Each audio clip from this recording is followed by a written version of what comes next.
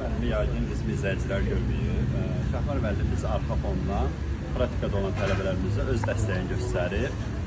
Öz peşəkarlığı ilə, öz bu aşpazlıq olan biliklərin tələbələrlə bölüşür. Bunun üçün sizə öncədən təşəkkürümüzü bildiririk. Nə sual vermək istəyərdim? Bugün tələbələrdə nə çətinliyi var? Nədir? Məsələn, praktikaya gələn də var, getmək istəyən tələbəmiz var, getmək istəməyən də var. Bu realdır. Yəni, mən ən çox bu videonu çəkmək istəyirəm ki, tələbələr, siz praktikaya daha üstün durun.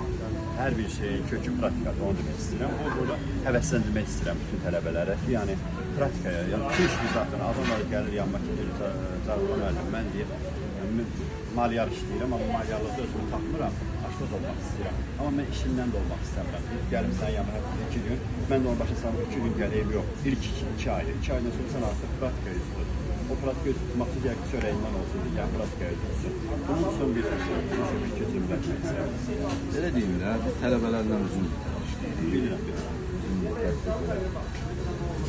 Tələbələr olur, hansı ki, çalışırsan, həvəs olsun. Əsas, yenə deyirəm, bu tələbələrdə həvəsdir. Yəni, onun həvəsi varsa, biraz pisi necə, biraz boş bırakır. Yəni, sıxmaq lazımdır. Tələbəni sıxmaq lazımdır. Tələbəni sıxdınsa, o üzə çəkinəcək. Əlini də elə atır. Ona görə də gərək ondan biraz meyvdan davranasın ki, yəni, öyrəcəksin. Birinci kollektivi öyrəcəksin. Ondan sonra özü asla hər şey yavaş-yavaş. Ondan sonra özü tələblərimi də, əlbəttə tələbləri də qoysan, hər bir şeyə riayət edir. Həmişə adi şeflərin bir çoxusu mənə zəng edir. Yaxşı tələbə oldu göndərirəm, yaxşı tələbə yox da. Biz oranı yaxşı ab-havayı yaradaq, yaxşı tələbə özü gələcək. Ümumiyyətlə, mən həmişə demişəm, bu restoran sistemi bir balaca körpə uşaq. Bunu başdan necə böyüdürsə elə. Ona görə də tələbəni də gərək etap elə böyüdəsən ki, gələcəkdə kiminsə yanına gedəndə də ödəsin ki, əksin. Yəni, bunu ödədəndən sağ olsun. Neçə ilə aşpazsınız? Mən 28-29. Allah bundan sonra ömrünüzdə də xoş işləmək nəsib etsin sizə. Çox sağ olun. Bərəkətli olsun işinizdə.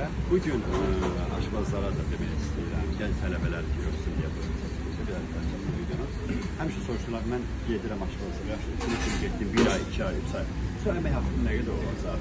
O sağlı bir fikirlənmək istəyərdim. Belə deyil də, mən həmişə çalışmışam ki, yəni insan da uşaq evindən çıxıb gəlirsə, yəni ən azından praktikada nəysə bir, necə deyil, bir premiya ilə onu sevir. Servis haqqı. Onun özü, onun üçün motivasiya. Motivasiya, öyrəti. Yəni o həvəslənir. Ona görə də etap. Bir aydan sonra yəni ən azından bir cüzü olaraq 250-300 manat maaş ayrılmalısınız. Oradan dalı gəlsin. Əlbəttə dalı gəlsin. İllər keçdi. Bunu eləmək lazım. Maaş alacaq və bundan sonra da mənə gəlir.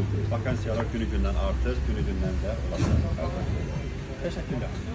Sağ olun. Sağ olun. Sağ olun. Bir daha şəkildə